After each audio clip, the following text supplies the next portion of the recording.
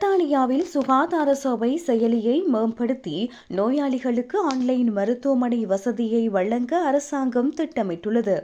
இதன் மூலம் புரோஸ்டேட் புற்றுநோய், மாதவிடாய் நின்ற அறிகுறிகள் மற்றும் கண் பிரச்சினைகள் உள்ளிட்ட பல்வேறு பாதிப்புகளுக்கு நோயாளிகள் தங்கள் வீட்டிலிருந்தே காணொலி மூலம் ஆலோசனைகளை பெற முடியும்.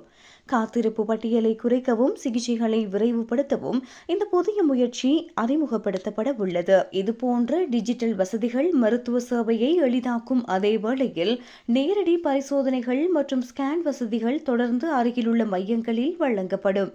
நிபுணர்களின் விரைவான அணுகலை உறுதி செய்வதன் மூலம் நோயாளிகளின் ஆரோக்கியத்தில் நேர்மறையான மாற்றத்தை ஏற்படுத்துவதே இந்த திட்டத்தின் முக்கிய நோக்கமாகும்.